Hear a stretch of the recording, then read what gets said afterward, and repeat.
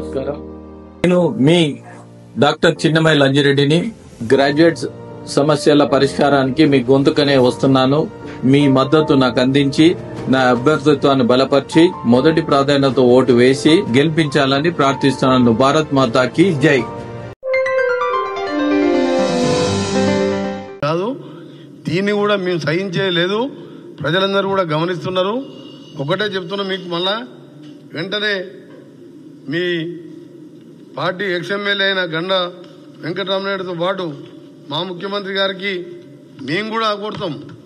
మంత్రిగా ఉన్నా మా ముఖ్యమంత్రి గారిని కూడా దీన్ని వారు కూడా సీరియస్గా తీసుకుంటారు. ఎందుకంటే ఎట్టి పరిస్థితుల్లో ఆ రోజు కలెక్టర్ మీద దాడి చేసిన కేసులో కూడా ఏ విధంగా జరిగిందో, ఎన్నిసార్లు ఫోన్ మాట్లాడుకున్నారో, ఎట్టి పరిస్థితుల్లో వదిలిపెట్టే ప్రసక్తి లేదు. ప్రభుత్వం చాలా స్ట్రిక్ట్గా వ్యవహరిస్తుంది.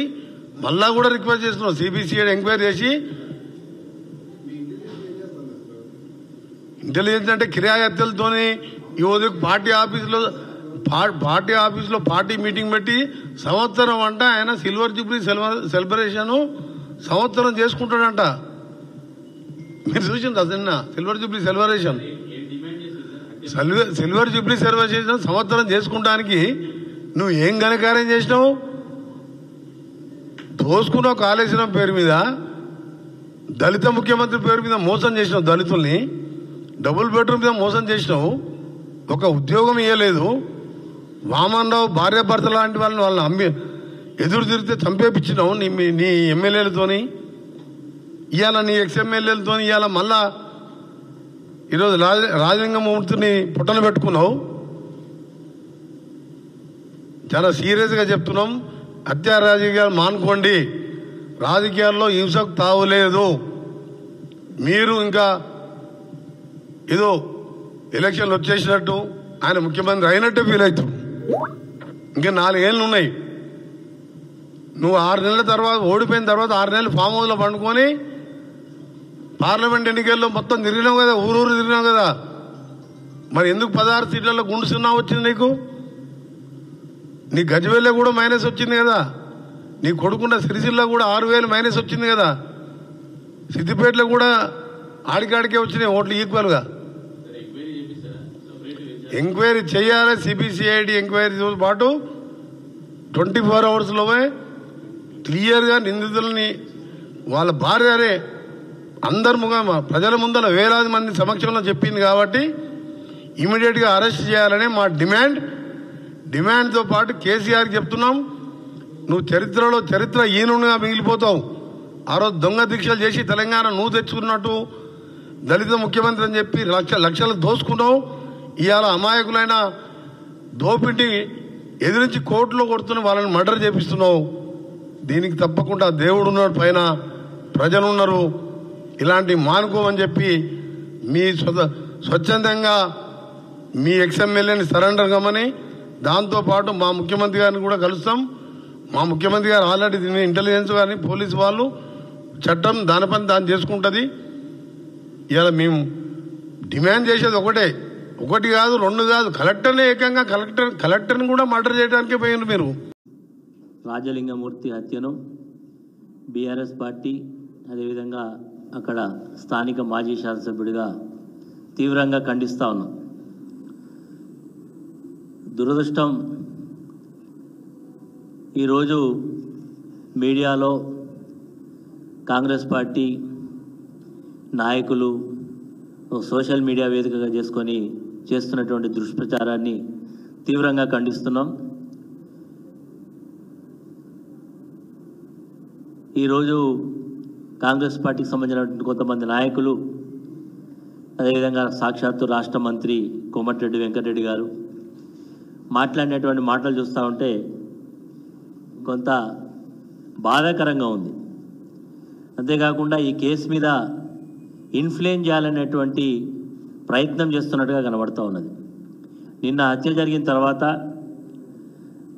ఈ రాజలింగమూర్తి భార్య ఇచ్చినటువంటి మరి కాంప్లైంట్, అందులో భూ వివాదం ఉన్నట్టుగా, అందులో కొంతమంది వ్యక్తులు కలిసి అతని భర్తను హత్య చేసినట్టుగా కాంప్లైంట్ ఇవ్వడం జరిగింది. దాని ఆధారంగానే పోలీస్ వాళ్ళు ఎఫ్ఐఆర్ కాపీని కూడా ఇవ్వడం జరిగింది. చాలా స్పష్టంగా చంపినటువంటి వ్యక్తులు పోలీసుల దగ్గర, మరి పోలీసులు పట్టుకున్నారా, పోలీసుల వాళ్ళు లొంగిపోయినా నాకు సమాచారం లేదు, కానీ పోలీసుల దగ్గర ఉన్నట్టుగా మాకు సమాచారం ఉంది. చంపినటువంటి వాళ్ళు మేము చంపినామని చెప్తా ఉన్నారు. దానికి సంబంధించినటువంటి విషయాలన్నీ కూడా తెలిసిన తర్వాత ఈరోజు వీళ్ళు మాట్లాడేటువంటి మాటలు చూస్తూ ఉంటే ఈ యొక్క హత్యా కోణాన్ని ఒక రాజకీయ దురుద్దేశంతో బీఆర్ఎస్ పార్టీ పైన, సాక్షాత్తు మాజీ ముఖ్యమంత్రి కేసీఆర్ గారి పైన, హరీష్ రావు గారి పైన, నా పైన చుట్టేటువంటి ప్రయత్నం చేస్తున్నట్టు కనబడతా ఉన్నది. ఎందుకంటే ఈ యొక్క రాజలింగమూర్తి అనేటువంటి వ్యక్తి కాళేశ్వరం ప్రాజెక్టు మీద ఒక కేసు వేసిండు. ఆ కేసు వేసినందుకే మంత్రి అయితే సాక్షాత్తు వెంకటరమణారెడ్డి హత్య చేయించిండని చెప్తా ఉన్నాడు. ఏ ఆధారంతో ఆయన మాట్లాడుతున్నాడో ఆయన నోటికే మొక్కాలి. ఈరోజు ఆయన పార్టీ శాసనసభ్యుడిగా ఉండేటువంటి వేముల వీరేశం అనేటువంటి ఈరోజు ప్రస్తుత శాసనసభ్యుడు గతంలోనే ఒక హత్య చేయించిండని చెప్పి ఆ రోజు ధర్నాలు చేసినటువంటి సందర్భాలు మనం చూసినాం. అసెంబ్లీ వేదిక మీద కూడా లేనటువంటి మాటలు అనేకం మాట్లాడినట్టు చూసినాం. వెంకటరెడ్డికి ఇది పూర్తిగా ఒక ఆనవాయితీ అయిపోయింది, ఆనవాయితీతో మాట్లాడుతున్నట్టుగా అర్థమవుతూ ఉన్నది. అదేవిధంగా కాంగ్రెస్ పార్టీకి సంబంధించిన కొంతమంది వ్యక్తులు ఇది బీఆర్ఎస్ పార్టీ హత్యా రాజకీయాలకు తెరలేపింది అనేటువంటి మాట మాట్లాడుతూ ఉన్నారు. బీఆర్ఎస్ పార్టీ ఎప్పుడు కూడా హత్యా రాజకీయాలను ప్రోత్సహించేటువంటి సందర్భాలు ఉండవు. ఈరోజు రాజలింగమూర్తి గారు కేసు వేసిండ్రు. ఒకవేళ అందులో కేసు విచారణలో ఉన్నది, ఆల్రెడీ రాష్ట్ర ప్రభుత్వం కమిషన్ వేసింది, కమిషన్ విచారణ జరుగుతున్నది. ఈ కేసులో హైకోర్టులో బీఆర్ఎస్ పార్టీ తరఫున పిటిషన్ వేసినాం. హైకోర్టు దాన్ని స్టాప్ చేయడం జరిగింది. భూపాలపల్లి డిస్ట్రిక్ట్ కోర్టు ఇచ్చినటువంటి ప్రొసీడింగ్స్ కూడా మేము కోర్టులో చట్టపరంగా ఎదుర్కొనే సందర్భాలు మాకున్నాయి. కానీ ఈరోజు అక్కడ హత్య జరిగిన దానికి భూ వివాదాలే కారణమని, ఈ వ్యక్తికి అక్కడ ఉండేటువంటి కొంతమంది వ్యక్తుల మధ్య భూ వివాదాలకు సంబంధించినటువంటి పంచాయతీ నడుస్తున్నది, కోర్టులో ఉన్నది అనేటువంటి సందర్భంలో ఈ చంపినటువంటి వ్యక్తులు కూడా అక్కడ ఉండేటువంటి పోలీస్ అధికారుల దగ్గర కంప్లైంట్ చేసినట్టుగా, ఇతను వాళ్ళ మీద కంప్లైంట్ చేసినట్టుగా, మరి వాళ్ళు ఇరువురు కూడా మరి ఇద్దరి మధ్య వైరుధ్యం ఉందనేది చాలా స్పష్టంగా ఉన్నది. కాబట్టి అది ఆ కోణంతో చూడకుండా ఈరోజు మా మీద బట్టగాల్సి మీదే బాధ్యత అనేటువంటి పద్ధతిలో చేయడం ఏదైతుందో దీన్ని మేము తీవ్రంగా ఖండిస్తున్నాం. ఈ హత్యకు నాకు కానీ బీఆర్ఎస్ పార్టీ కానీ ఎలాంటి సంబంధం లేదు.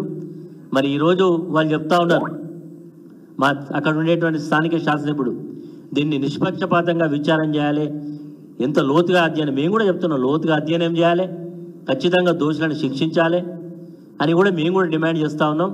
వారు ఏదో సిబిసిఐడి అంటున్నారు. సిబిసిఐడి కాకపోతే సిబిఐ ఎంక్వైరీ చేసినా మాకు ఎలాంటి అభ్యంతరం లేదు. మాకు ఈ హత్యకు ఈ వ్యక్తికి మాకు ఎలాంటి సంబంధం లేదు మరి అనే మాటని ఈ సందర్భంగా తెలియజేస్తాం.